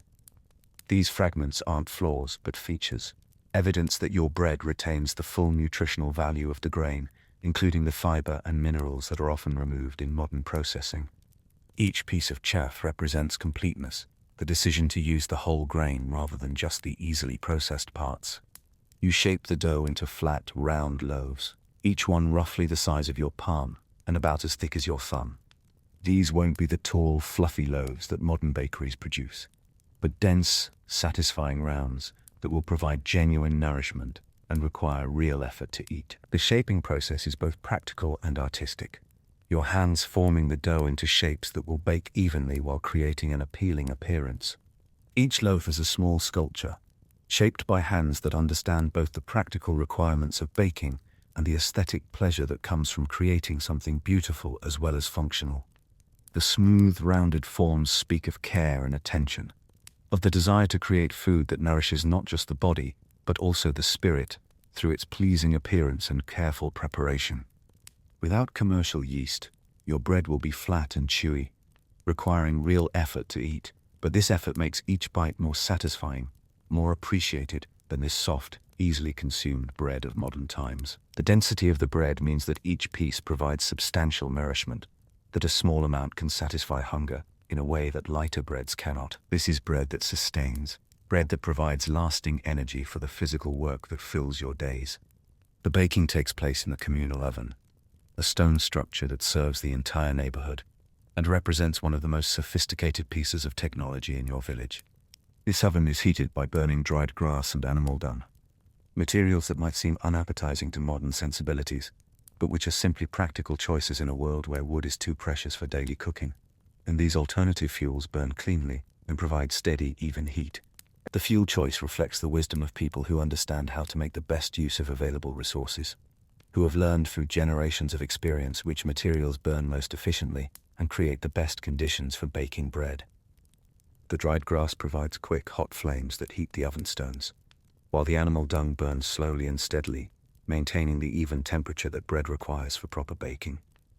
The aroma that these fuels create has become so associated with home and nourishment, but it smells like comfort itself, like security and abundance, and the loving care that transforms simple ingredients into daily sustenance. This isn't the artificial fragrance of modern air fresheners, but the honest smell of real fuel, creating real heat for real food. The scent of human ingenuity applied to essential needs. While you wait your turn at the oven, you stand with other women from your village, all carrying similar loaves of similar bread, all participating in the same daily ritual of community baking. The conversation is gentle and unhurried. Observations about the day's weather, updates on family health, quiet appreciation for the morning's small pleasures. There's no urgency, no stress about timing or efficiency. The bread will bake when it's ready, and you'll wait as long as necessary. This waiting time becomes its own form of community building, a daily gathering that reinforces social bonds and provides opportunities for the gentle exchange of news and observations. The women who gather at the oven represent the heart of the village's social network, the keepers of family welfare and community knowledge, the ones who ensure that everyone's needs are met and no one is forgotten. The conversations that flow during this waiting time aren't the hurried exchanges of modern life, but the leisurely sharing of people who have time to really see each other, to notice how their neighbors are feeling, to offer support or celebration as circumstances require. These women know each other's stories, understand each other's challenges, and provide the kind of deep community support that modern life often lacks. Your neighbor shares the pleasant news that her chickens laid an egg yesterday, a small abundance that will be treasured and carefully used. Eggs are precious in ancient Nazareth, appearing perhaps once or twice a month when the chickens are feeling generous and the conditions are right. When they do appear, they're received with genuine gratitude, treated as the gifts they truly are, rather than the commodities they've become in modern times. This egg will be saved for a day when someone in the family needs extra nourishment, perhaps when illness requires additional protein, or when hard work demands extra energy, or when a special occasion calls for a small celebration. The egg represents abundance beyond mere survival, the kind of surplus that makes life pleasant rather than just possible. The small luxuries that bring joy to simple living. The news of the egg spreads through the group of waiting women, each one sharing in the neighbor's good fortune, offering suggestions for how best to use this precious protein, celebrating the small abundance that benefits the entire community through the bonds of sharing and mutual support that characterize village life. In a world where individual prosperity is limited, community celebration of small successes becomes a form of collective wealth. Your bread bakes slowly in the stone oven, filling the air with the honest aroma of grain and fire, the scent that has marked human civilization for thousands of years. You watch through the opening as your loaves gradually transform from grey dough into golden brown bread, a process that takes time but rewards patience with the deep satisfaction that comes from witnessing the completion of essential work. The baking process is itself a form of meditation, a time for quiet observation and patient waiting, while the ancient partnership of fire and brain creates the daily miracle of bread. The heat of the oven radiates outward, warming the women who wait nearby, creating a circle of comfort and community around the source of daily sustenance. The transformation that takes place in the oven is both physical and spiritual, the raw dough becoming nourishing bread, but also the simple ingredients becoming something greater than the sum of their parts, becoming a symbol of home and security, and the loving care that sustains families and communities. This isn't just cooking, but alchemy, the transformation of basic materials into something that feeds both body and soul. When the bread is ready, you carefully remove it using a long wooden paddle, taking care not to burn yourself on the stone surfaces that hold heat like ancient radiators. The finished loaves are exactly what you expected, flat, dense, and substantial, with a crust that speaks of real fire and an interior that promises genuine nourishment.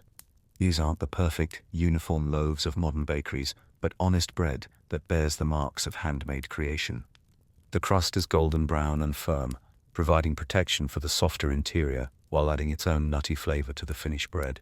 The surface bears the subtle marks of the oven stones, the gentle irregularities that prove this bread was made by human hands, using traditional methods rather than produced by machines, according to standardized specifications.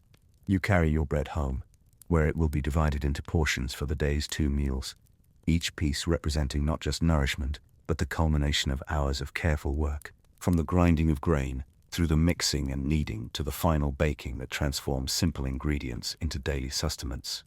This bread carries within it the energy and intention of all the hands that contributed to its creation. The morning portion consists of bread, perhaps with a small amount of olive oil, if the previous harvest was generous enough to provide this luxury, and whatever vegetables your garden has managed to produce despite the challenging growing conditions. The bread requires real chewing. Your jaw muscles will work for their nourishment. But this effort makes each bite more satisfying than the soft processed foods of modern life. The bread has substance and character, a density that provides lasting satisfaction rather than the quick hunger that follows consumption of lighter, less substantial foods. It's not sweet or particularly flavorful by modern standards, but it carries the honest taste of grain and the satisfaction that comes from food that truly nourishes, food that provides the energy needed for the physical work that fills your days. There's no butter to mask its flavor, no jam to add sweetness, just the fundamental taste of bread, as it has been made for thousands of years, the pure expression of grain, transformed by human skill into daily sustenance. This simplicity isn't deprivation, but clarity. The ability to appreciate food for what it truly is, rather than what artificial additives might make it seem to be. You eat slowly, not because you're trying to practice mindful eating according to some modern philosophy, but because the bread demands attention and respect. Each bite requires thorough chewing, giving your mind time to appreciate the nourishment, to feel grateful for the grain that grew in difficult soil, for the water that came from the deep well, for the hands that ground and kneaded and shaped this daily miracle. The act of eating becomes its own form of meditation, a time for gratitude and appreciation, for recognition of the many gifts that have combined to create this simple meal. The bread connects you to the earth that grew the grain, to the community that shared the work of harvest and processing, to the ancient human knowledge that transforms raw materials into nourishment. Today brings a small culinary gift. Your neighbor has offered to trade a piece of dried fish for some of your vegetables, providing you with the rare opportunity to add protein to your evening meal. This fish has been preserved in salt until it's more salt than fish, but it represents variety in your diet, a precious change from the usual routine that will be appreciated and savored. The fish tells its own story of abundance and preservation, of the seasonal fishing that provides protein for communities far from the sea, of the ancient techniques that allow food to be stored safely for long periods without refrigeration.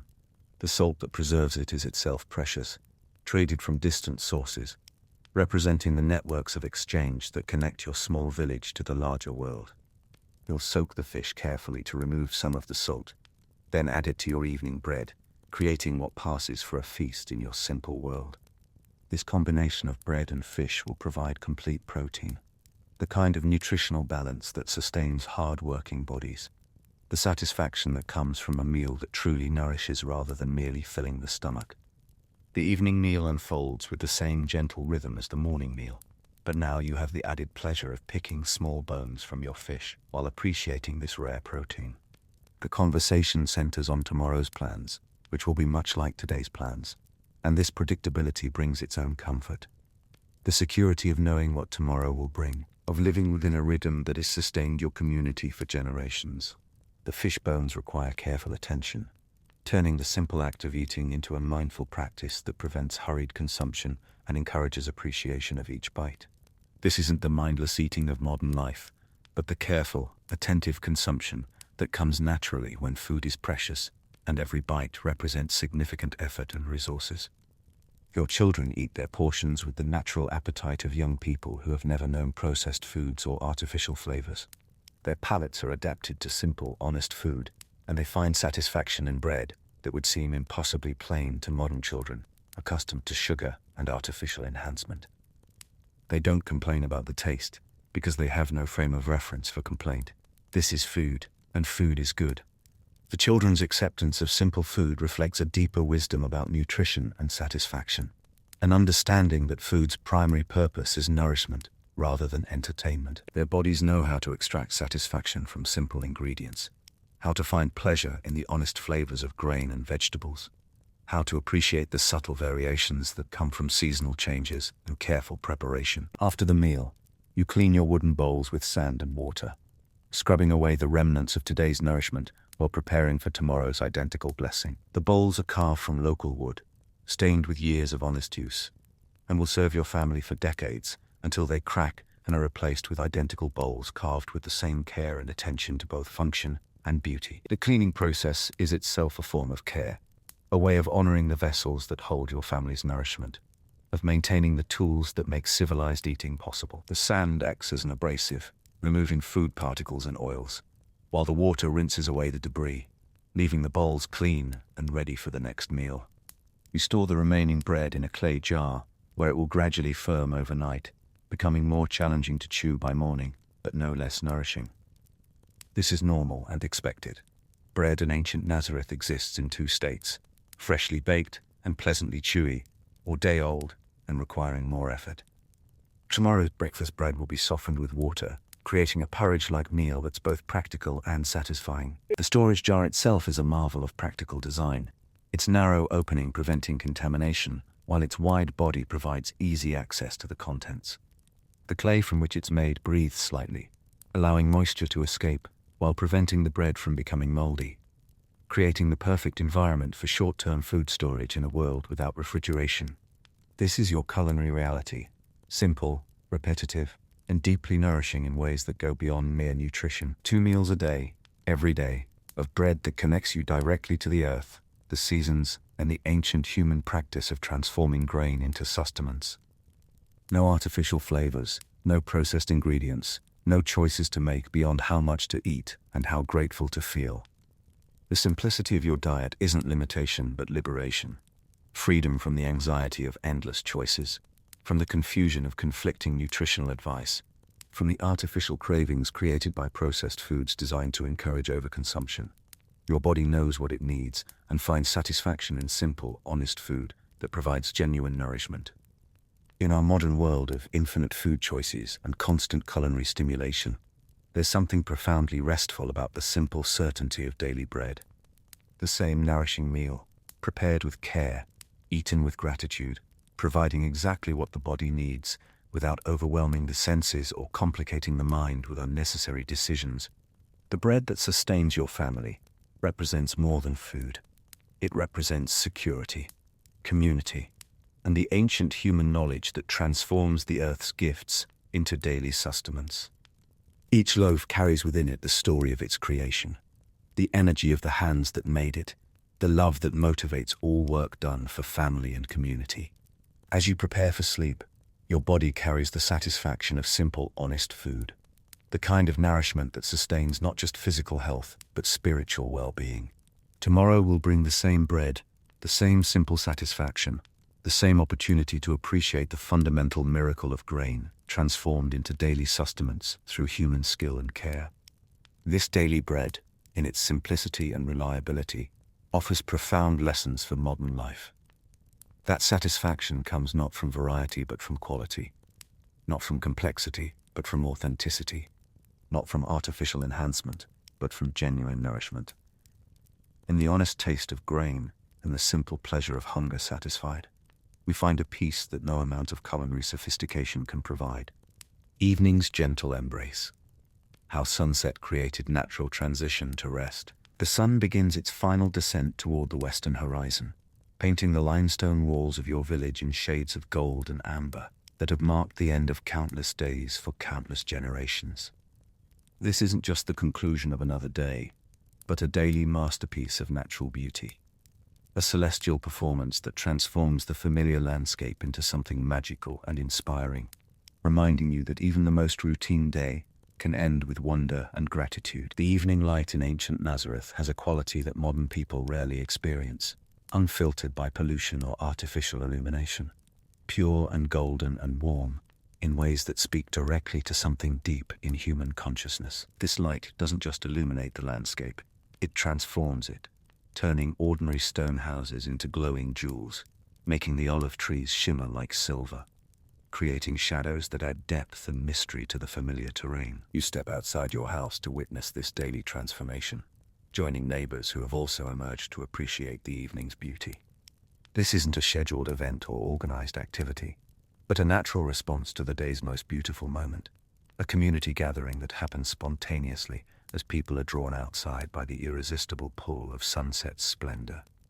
The air carries the accumulated warmth of the day, released now from the stone walls and earth that had been storing solar energy since dawn. This warmth isn't the artificial heat of modern climate control, but the natural thermal mass of stone and soil, creating a gentle embrace that makes the evening comfortable and inviting, perfect for the quiet activities that mark the transition from day to night. The scents of evening are different from those of morning or midday. The herbs in your garden release their fragrances more intensely in the cooling air. The olive trees contribute their subtle perfume, and the limestone itself seems to exhale the essence of earth and stone warmed by a full day of sunshine. These scents create an olfactory symphony that speaks of home, security, and the eternal rhythm of days ending in peace and satisfaction. Your neighbor's children play in the fading light, their laughter adding music to the evening air as they engage in games that require no equipment beyond imagination and energy. Their voices carry clearly in the still air, creating a soundtrack of innocence and joy that reminds you of life's continuity, of the eternal human capacity to find pleasure in simple activities, of the way children naturally adapt their play to the available light and space. The children's games are winding down naturally as the light fades, their energy gradually settling into the quieter rhythms that evening requires. They're not being called inside by anxious parents, but are responding instinctively to the natural cues that have governed human activity for millennia. The dimming light that signals the approach of night, the cooling air that suggests the wisdom of seeking shelter, the internal rhythms that align human activity with cosmic cycles. You can see smoke beginning to rise from cooking fires throughout the village as families prepare their evening meals, creating vertical columns of grey that mark each household's location and activity. This smoke isn't pollution but communication, a visual signal that tells the story of community life, that speaks of families gathering for nourishment and conversation, of the daily ritual that brings people together around the fundamental need for food and fellowship. The cooking fires represent one of humanity's greatest discoveries, the controlled use of fire for food preparation, warmth, and light. Each fire is a small miracle of human ingenuity, a partnership between human skill and natural forces that transforms raw materials into cooked food, that extends the useful hours of the day, that creates gathering places where families can share not just meals but stories, plans, and the gentle maintenance of relationships that sustain community life. The fuel for these fires comes from carefully gathered materials: dried grass, animal dung, small pieces of wood too precious to waste on anything but essential cooking. This fuel represents the community's careful stewardship of resources, the understanding that nothing should be wasted, that every material has its proper use, that sustainability comes from using only what's needed and making the most of what's available. You return to your own house to prepare your family's evening meal, which will be similar to the morning meal, but enhanced by the day's small discoveries and additions. The bread that was baked this morning will be softened with water and perhaps enhanced with vegetables from your garden, creating a simple but nourishing meal that provides the energy needed for rest and recovery. The preparation of the evening meal becomes its own form of meditation, your hands working with familiar ingredients while your mind settles into the peaceful state that comes from completing essential tasks with care and attention.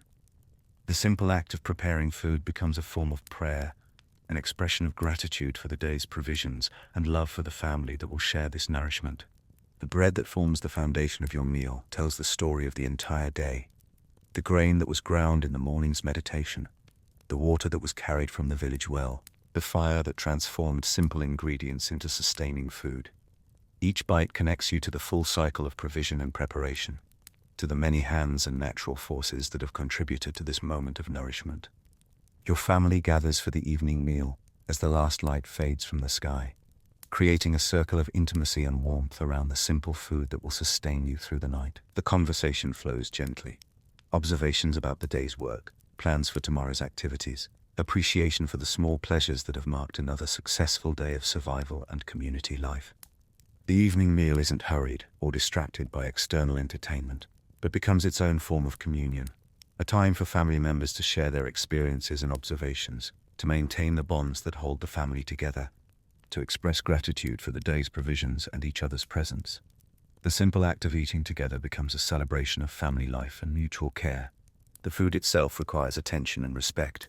The bread must be chewed thoroughly, the vegetables appreciated for their contribution to nutrition and flavor, the precious protein, when available, savored for its rarity and value. This isn't the mindless consumption of modern life, but the careful appreciation of nourishment that comes from understanding food's essential role in sustaining life. As darkness settles over the village, the cooking fires become beacons of warmth and light, creating small circles of illumination that mark each family's gathering place. These fires provide not just practical benefits, light for eating, warmth for comfort, but psychological comfort, the ancient human association of fire with safety, community, and the triumph of human ingenuity over the challenges of darkness. The transition from day to night happens gradually and naturally, without the artificial illumination that characterizes modern life. Your eyes adjust slowly to the decreasing light. Your body responds to the natural cues that signal the approach of sleep. Your mind begins to settle into the quieter rhythms that night requires. This isn't the abrupt transition of electric lighting, but the gentle progression that allows human consciousness to adapt naturally to changing conditions. The sounds of evening are different from those of day. The children's voices become quieter and less frequent. The sounds of work give way to the murmur of conversation. The busy activity of daylight hours settles into the peaceful rhythms of rest and reflection. These sounds create an audio landscape that naturally encourages relaxation and introspection, that supports the transition from active engagement to restful contemplation. You can hear your neighbors settling into their own evening routines, the gentle sounds of families gathering for meals and conversation, the quiet activities that mark the end of another day of useful work and community life. These sounds remind you that you're part of something larger than your individual family, that your evening routine is woven into the fabric of village life, that your rest and recovery are supported by the knowledge that others are engaged in similar activities. The stars begin to appear in the darkening sky, first the brightest ones that can compete with the last traces of daylight, then gradually the fainter ones as true darkness settles over the landscape. These stars aren't obscured by light pollution or atmospheric haze, but shine with the clarity and brilliance that inspired wonder and navigation for countless generations of humans who understood their place in the cosmic order. The appearance of stars marks the transition from earthly concerns to cosmic awareness, from the immediate needs of daily survival to the larger questions of human existence and purpose. The night sky becomes a natural cathedral, a space for contemplation and wonder that connects you to the vast universe of which your small village is an infinitesimal but meaningful part. The evening air carries sounds from the natural world that surrounds your village. The call of night birds beginning their own daily cycle, the rustle of small creatures moving through the vegetation, the gentle sound of wind moving through the olive trees. These sounds remind you that human life is embedded in a larger ecosystem, that your village exists within a web of natural relationships that extend far beyond the boundaries of human habitation. As the last traces of daylight fade from the western sky, you prepare for the final activities of the day, the gentle maintenance of family relationships through quiet conversation, the simple tasks that prepare your living space for night, the gradual settling of mind and body into the rhythms that will carry you towards sleep and recovery. The evening conversation with your family becomes a form of storytelling, a sharing of the day's experiences and observations that serves multiple purposes: entertainment, education, emotional connection, and the preservation of family history and community knowledge. These stories aren't just recounting of events, but the weaving of individual experiences into the larger narrative of family and community life. Your children share their discoveries from the day's play, interesting stones they found, games they've invented, observations about the natural world that surrounds their daily activities. Their stories remind you of the wonder and curiosity that characterize young minds, of the way children naturally find meaning and excitement in simple experiences, of the importance of maintaining that sense of wonder throughout life. The evening's final task is the banking of your cooking fire, covering the coals with ash to preserve them through the night, while ensuring they don't pose a danger to your family's safety. This simple act represents the careful stewardship that characterizes all aspects of life in ancient Nazareth. The understanding that resources are precious and must be conserved, that safety requires constant attention and care. The banked fire will provide the foundation for tomorrow's cooking, eliminating the need to start a new fire from scratch and conserving the precious materials needed for ignition. This continuity connects today's activities to tomorrow's needs, creating a bridge between days that reflects the eternal human practice of planning and preparation, of using today's resources wisely to ensure tomorrow's success. As you prepare your sleeping area, unrolling your mat and arranging your simple bedding, you feel the satisfaction that comes from completing another day of useful work and meaningful activity. Your body carries the pleasant fatigue of physical labor. Your mind holds the peace that comes from living in harmony with natural rhythms. And your spirit rests in the knowledge that you've contributed to your family's well-being and your community's prosperity. The sleeping mat that will cushion your rest tells its own story of human ingenuity and care. The reeds that were gathered from seasonal streams, the careful weaving that transformed raw materials into useful objects, the patient work that created comfort from simple materials. This mat isn't luxurious by modern standards, but it represents the human ability to create comfort and beauty from whatever materials are available. The transition to sleep happens naturally and gradually, without the artificial stimulation that characterizes modern evenings. Your mind, freed from external distractions, begins to process the day's experiences, to settle into the peaceful state that prepares consciousness for rest and recovery. This isn't the forced relaxation of modern sleep aids, but the natural progression that occurs when human life aligns with cosmic rhythms. The sounds of the village settling into night create a gentle lullaby. The last murmurs of conversation from neighboring houses, the final movements of animals finding their own resting places, the subtle sounds of a community transitioning from active engagement to peaceful rest. These sounds provide comfort and security, reminding you that you're part of a community where everyone's safety and well-being are interconnected. The darkness that surrounds your village isn't the absolute blackness of modern urban nights, but the natural darkness that allows stars to shine and eyes to adjust, that creates space for rest and recovery without completely severing the connection to the natural world. This darkness is alive with subtle sounds and movements, with the ongoing life of the ecosystem that surrounds and supports human habitation. As sleep approaches, your mind naturally reviews the day's activities and experiences, not with anxiety or regret, but with the gentle satisfaction that comes from a day lived with purpose and attention. The simple tasks that filled your hours, grinding grain, carrying water, tending your garden, preparing meals, weren't just survival activities, but forms of meditation, opportunities for mindfulness, expressions of care for family and community. The evening's final gift is the gradual settling of consciousness into the peaceful state that prepares for sleep. The natural transition from waking awareness to the restorative unconsciousness that will repair your body and refresh your mind for tomorrow's activities. This transition happens without artificial aids or complex preparations, simply as the natural conclusion of a day lived in harmony with essential rhythms. This is why the evening routine of ancient Nazareth offers such profound medicine for modern restlessness. It teaches us that the transition to rest doesn't require complex preparations or artificial aids, but can happen naturally, when we align our activities with cosmic rhythms, when we create space for gradual settling rather than abrupt transitions. We honor the natural progression from activity to rest that has sustained human life for millennia. In our modern world of artificial lighting and constant stimulation, there's something deeply healing about the gentle evening in ancient Nazareth, where sunset creates natural beauty, where darkness provides space for rest, where the transition to sleep happens as naturally as breathing, supported by the knowledge that tomorrow will bring another day of meaningful work and simple pleasures. The eternal cycle. How tomorrow's promise created today's peace. The first light of dawn filters through the gaps in your stone walls, not as an intrusion, but as a gentle invitation to begin another day in the eternal rhythm that has sustained your community for countless generations. This light carries with it the promise of another day much like yesterday, another opportunity to engage in the meaningful work that sustains life, another chance to find satisfaction in the simple activities that connect you to your family, your community, and the natural world that provides for all your needs. You awaken naturally, without artificial alarms or urgent demands, your body responding to the subtle changes in light and temperature that signal the Earth's rotation toward another day.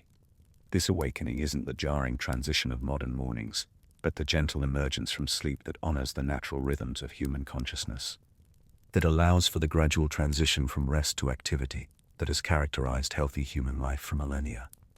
The room around you is exactly as you left it the night before, unchanged and unchanging, providing the security that comes from predictability and continuity. Your grinding stone sits ready for another morning's meditation. Your water jar waits for another peaceful journey to the well. Your simple possessions remain in their familiar places, creating an environment that supports rather than challenges your daily routines. This sameness isn't monotony but reliability, the kind of consistency that allows consciousness to rest in the knowledge that today's essential needs can be met through the same proven methods that met yesterday's needs. The predictability of your environment creates space for appreciation and gratitude, rather than anxiety and uncertainty, allowing you to focus on the quality of your activities rather than their novelty or complexity. You sit up slowly, feeling your body remember its strength and capability, your muscles and joints settling into their familiar patterns of movement and support. The slight stiffness that comes from sleeping on a simple mat reminds you that your body is real and physical, that it requires care and attention, that it responds to the honest work that fills your days with the kind of fitness that serves practical purposes. The air in your room carries the familiar sense of home, the stone walls that have absorbed years of cooking and living, the clay vessels that hold your family's provisions, the simple materials that create comfort and security through their faithful service to essential needs. These scents don't overwhelm or stimulate, but comfort and ground you, creating an olfactory environment that speaks of stability and continuity. Outside your house, you can hear the gentle sounds of your community beginning another day, the soft shuffle of feet on packed earth as neighbors begin their own morning routines, the rhythmic scraping of grinding stones as other women start their own meditation of grain transformation, the quiet murmur of voices sharing peaceful greetings and observations about the day's weather and possibilities.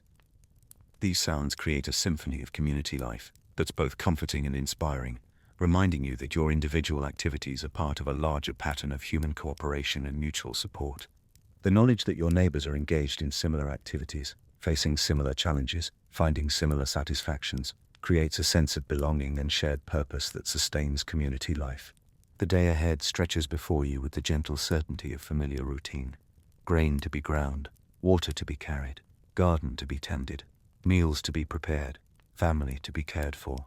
These activities might seem repetitive to modern eyes, but they represent the fundamental human activities that sustain life, that connect you directly to the sources of survival and well-being, that provide the deep satisfaction that comes from work that serves essential purposes. Each task that awaits you has been refined through generations of practice into the most efficient and satisfying methods possible. The grinding technique that will transform grain into flour, the carrying method that will transport water without waste or strain, the gardening practices that will coax life from challenging soil.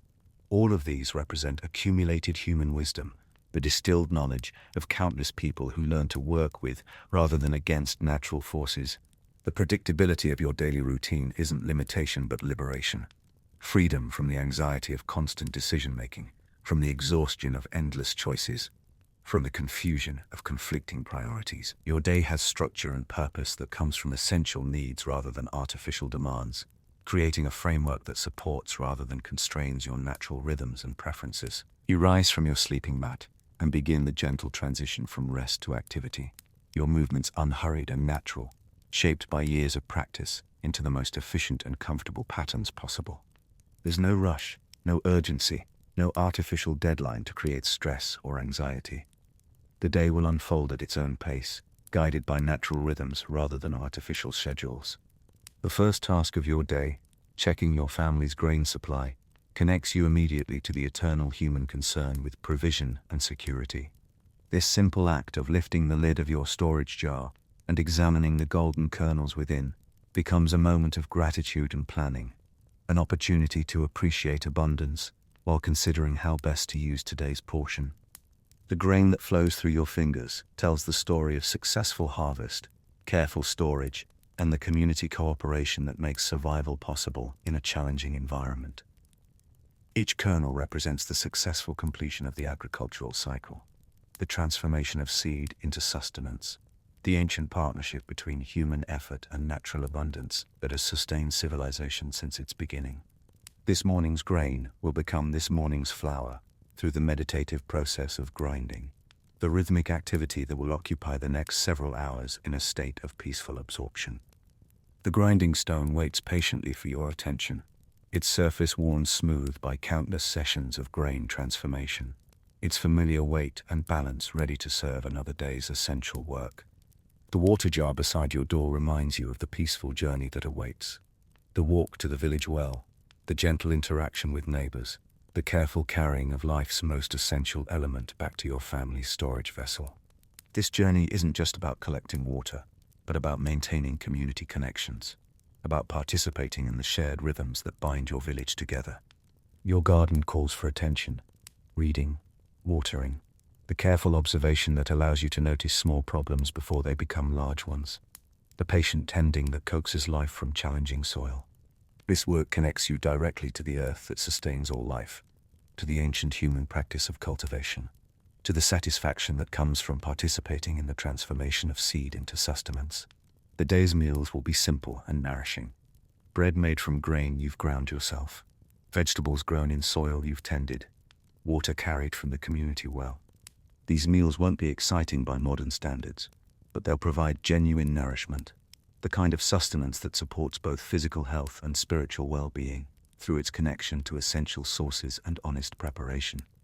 The evening will bring its own gentle pleasures, the beauty of sunset, the comfort of family conversation, the satisfaction of another day's essential work completed with care and attention. The transition to rest will happen naturally and gradually, supported by the knowledge that tomorrow will bring another opportunity to engage in meaningful work and simple pleasures. This cycle of daily activity, grinding, carrying, tending, preparing, resting, represents more than just survival routine.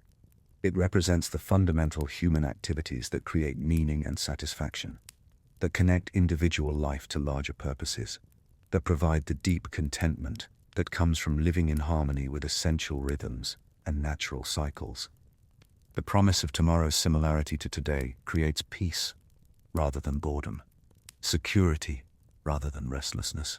The knowledge that tomorrow will bring another opportunity to engage in meaningful work, to contribute to family and community well-being, to find satisfaction in simple activities, provides a foundation of stability that supports rather than constrains human flourishing. Your life in ancient Nazareth isn't limited by its simplicity, but liberated by it. Freed from the anxiety of endless choices and artificial demands to focus on the activities that truly matter, the provision of food and water, the maintenance of shelter and security, the cultivation of relationships and community bonds, the appreciation of natural beauty and simple pleasures. The eternal cycle that governs your days, sunrise and sunset, work and rest, provision and consumption, individual effort and community cooperation, connects you to rhythms larger than human life, to the cosmic cycles that sustain all existence, to the ancient wisdom that understands life as participation in, rather than domination over the natural world. This is why the eternal cycle of ancient Nazareth offers such profound medicine for modern restlessness and anxiety. It teaches us that satisfaction comes not from constant novelty, but from deepening appreciation of essential activities. That peace comes not from escaping routine, but from finding meaning within it. That happiness comes not from endless choices, but from wholehearted engagement with necessary work. In our modern world of constant change and artificial stimulation, there's something deeply healing about the eternal cycle of ancient Nazareth, where tomorrow's promise creates today's peace, where repetition becomes meditation, where the simple activities that sustain life become sources of meaning and satisfaction that no amount of artificial entertainment can provide. The day that begins with this gentle awakening will unfold with the same peaceful certainty as countless days before it, offering another opportunity to find satisfaction in essential work, beauty in simple activities, and meaning in the eternal human activities that connect individual life to the larger purposes that sustain all existence. As you prepare to begin another day in this ancient rhythm, You carry with you the deep peace that comes from living in harmony with natural cycles, from engaging in work that serves essential purposes, from participating in the eternal human activities that have sustained life and created meaning for countless generations before you, and will continue long after your individual story has ended. This is the gift of ancient Nazareth. Not escape from life, but deeper engagement with it. Not avoidance of routine, but discovery of the sacred within the ordinary. Not rejection of simplicity, but appreciation of the profound peace that comes from living in harmony with the essential rhythms that sustain all life on earth. The wisdom of gentle monotony, lessons from a life lived in harmony. As our journey through ancient Nazareth draws to its peaceful conclusion, we find ourselves enriched by the profound wisdom that emerges from a life lived in harmony with essential rhythms. The gentle monotony that might seem limiting to modern eyes reveals itself as a source of deep peace, authentic satisfaction, and a kind of spiritual nourishment that our overstimulated world desperately needs.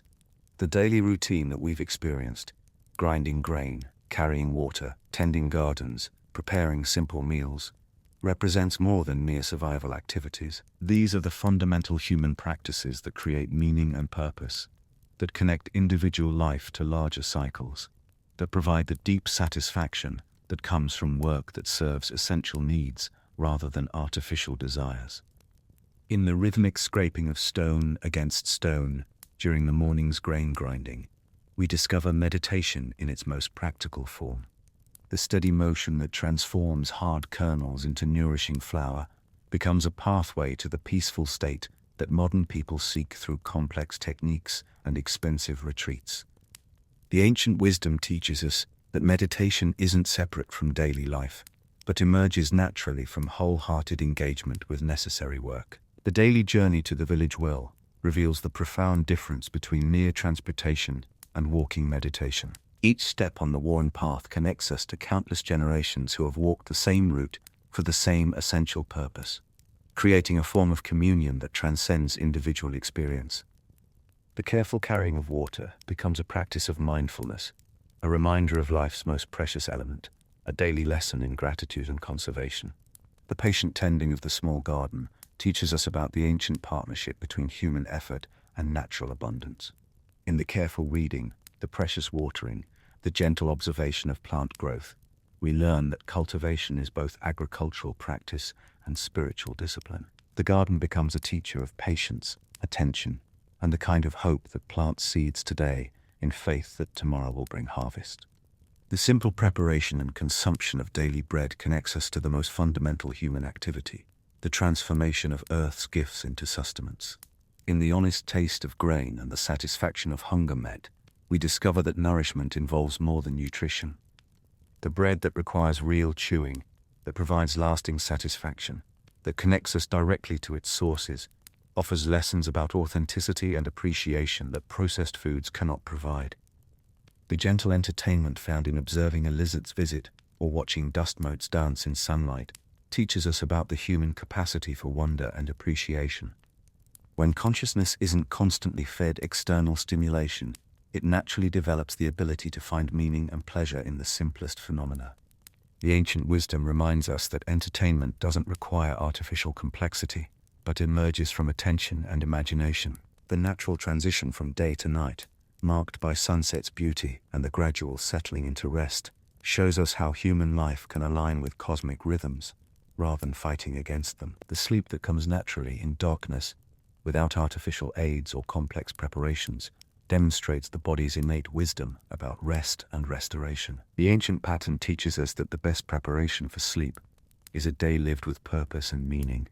The eternal cycle that promises tomorrow's similarity to today creates peace rather than boredom, because it provides the security that comes from proven methods and reliable routines. When basic needs can be met through familiar activities, consciousness is freed to appreciate quality rather than novelty, depth rather than variety, meaning rather than stimulation. The community bonds that form around shared essential activities, gathering at the well, baking bread in communal ovens, helping with harvest and planting, show us how human connection emerges naturally from mutual dependence and common purpose. These relationships aren't based on entertainment or convenience, but on the deep bonds that form when people share essential experiences over long periods of time. The absence of artificial choices and endless options creates space for appreciation and gratitude, rather than anxiety and decision fatigue. When life's framework is provided by essential needs rather than artificial desires, consciousness can focus on how to live well within that framework, rather than constantly questioning the framework itself. The physical fitness that emerges from useful work, carrying water, grinding grain, tending gardens, demonstrates how human bodies thrive when movement serves practical purposes rather than abstract goals. The ancient wisdom teaches us that the best exercise isn't separate from daily life, but emerges naturally from meaningful activity that serves essential needs. The mental peace that comes from living without constant stimulation shows us how consciousness naturally settles into contentment when it isn't constantly agitated by artificial demands for attention. The mind that isn't fragmented by multitasking and endless choices develops the capacity for sustained attention, deep appreciation, and the kind of inner quiet that supports both productivity and peace. The spiritual satisfaction that emerges from participating in the eternal human activities, growing food, preparing meals, caring for family, maintaining community, connects individual life to purposes larger than personal gratification. The ancient wisdom teaches us that meaning comes not from achieving individual goals, but from contributing to the ongoing human story of survival and flourishing. The environmental harmony that characterizes life in ancient Nazareth demonstrates how human communities can exist in sustainable relationship with the natural world. The careful conservation of water, the patient building of soil fertility, the use of local materials for all construction and tools. These practices show us how abundance can emerge from working with rather than against natural limitations. The time consciousness that emerges from living by natural rhythms rather than artificial schedules teaches us about the difference between chronological time and experiential time. When activities unfold at their natural pace, when there's time for complete attention to each task, when rest comes naturally after meaningful work, time becomes a friend rather than an enemy. The economic wisdom that emerges from a life focused on essential needs rather than artificial desires shows us how security comes from having enough rather than having more. The ancient understanding that wealth consists of stored grain, clean water, fertile soil, and strong community bonds offers profound lessons for modern people, drowning in material abundance but starving for authentic satisfaction. As we prepare to return to our modern world, we carry with us the profound peace that comes from experiencing life lived in harmony with essential rhythms. The gentle monotony of ancient Nazareth isn't a limitation to be escaped, but a gift to be appreciated. A reminder of what human life can be when it aligns with natural cycles rather than fighting against them. The wisdom we've gained from this journey into ancient simplicity offers practical guidance for modern life. We can create our own morning meditations through mindful engagement with necessary tasks.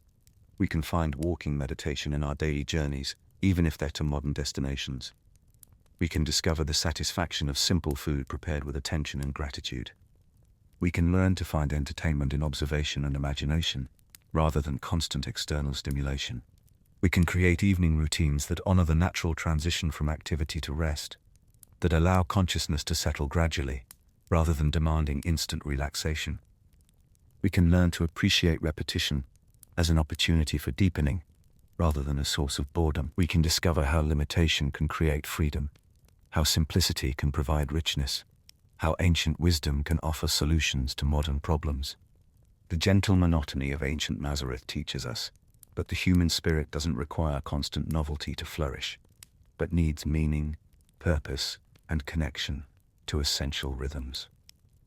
In a world that often feels chaotic and overwhelming, there's profound medicine in the ancient understanding that peace comes not from escaping life, but from engaging with it more deeply, more mindfully, more gratefully. As you settle into your own rest tonight, may you carry with you the peace of ancient Nazareth, the wisdom of gentle monotony, and the deep satisfaction that comes from understanding that the simplest life, lived with attention and gratitude, can provide everything the human spirit needs to flourish. In the eternal rhythm of work and rest, provision and gratitude, individual effort and community support, we find not limitation but liberation, not boredom but peace, not emptiness but the profound fullness that comes from living in harmony with the essential rhythms that sustain all life. Sweet dreams, and may your rest be as natural and restorative as the sleep that comes to those who have lived their day with purpose, meaning, and the gentle satisfaction that emerges from participating in the eternal human activities that connect us to each other, to the earth that sustains us, and to the cosmic rhythms that govern all existence.